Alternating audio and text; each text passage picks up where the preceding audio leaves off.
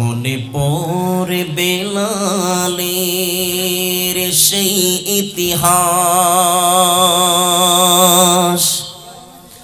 কত না জুলুম সয়ে কত পরিহাস। আহাদ আহাদ বলে কেঁদেছে কেবল, মানিনি তব পরাজয়। ত্যাগের মহিমা নিয়ে সারাটা জীবন, পরে পরে মুমিনেরা কাটি হয়। তো কিছু বলবো না যা আপনার হৃদয়ে টাচ করবে না।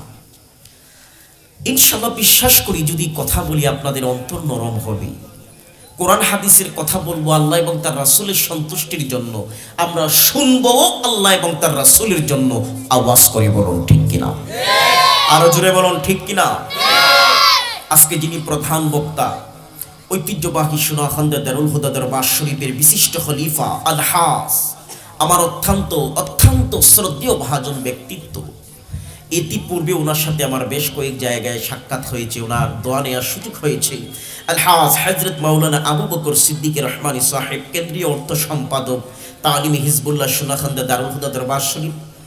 বিশেষ করে বিশেষ বক্তা যিনি, আপনাদের ঐতিহ্যবাহী এই মাদ্রাসার হাফিজ, প্রধান হাফিজ হিসেবে দায়িত্ববান আমার ভাই হাফিজ কারি মাওলানা সৈয়দ মোহাম্মদ জুনাইদ রহমানী সাহেব, প্রধান হাফিজ অত্র মাদ্রাসা, এবং উপস্থিত হাফিজ কারি মাওলানা খায়রুল ইসলাম খান রেজবি, খুবই চমৎকার কথা রেখেছেন। খতিব মরিসাকান্দি বাইতুল হামজা মসজিদ আমার ভাই। সভাপতি হিসেবে যিনি আসেন যোগ্য অত্র অঞ্চলের নয়নমণি জনাব মোহাম্মদ ফারুক আহমেদ নয়ন সাহেব, সভাপতি ও দাতা সদস্য শামসুল হুদা অত্র মাদ্রাসা।